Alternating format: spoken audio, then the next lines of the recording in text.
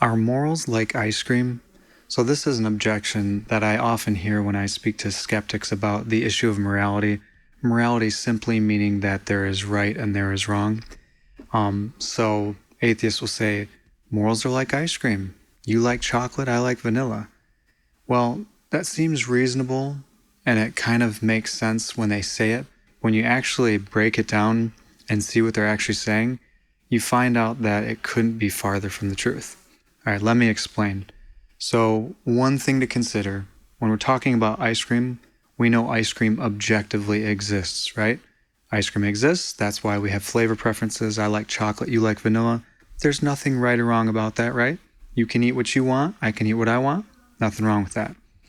However, with morality, they're saying morals exist, but right and wrong is subjective.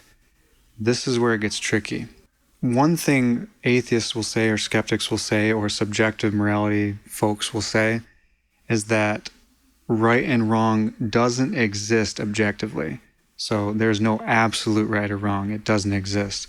However, then they say, well, but I feel like this is right or this is wrong. Does that really make sense? Is that the same as saying ice cream exists, but I prefer chocolate over vanilla? Well, no, if I flip that and use that analogy of ice cream, I'd have to say the way they're arguing, ice cream doesn't exist, but I absolutely love chocolate ice cream. Or I prefer chocolate over vanilla ice cream, but ice cream doesn't exist. Now that may seem like I'm trying to straw man them, but it's actually not. The problem with their view is they presuppose morality exists objectively in arguing like that. Let me explain. The only way you can actually think something is right or wrong is it would have to actually exist, right? So really the way I like to reiterate it to them, basically putting their spin on what they're actually saying, they're arguing like saying, Santa doesn't exist, but he came over last night. Or I had 3 Big Macs last week, but McDonald's doesn't exist. It just doesn't work.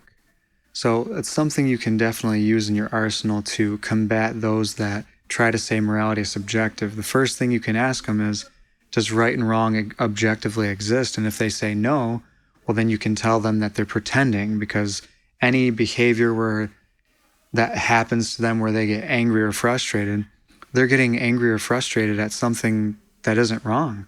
There is no right or wrong, so they can't do anything. Nobody can do anything wrong to them in the first place. And this is where it shows that they actually don't follow the logic where it leads. And that is why their view is not reasonable.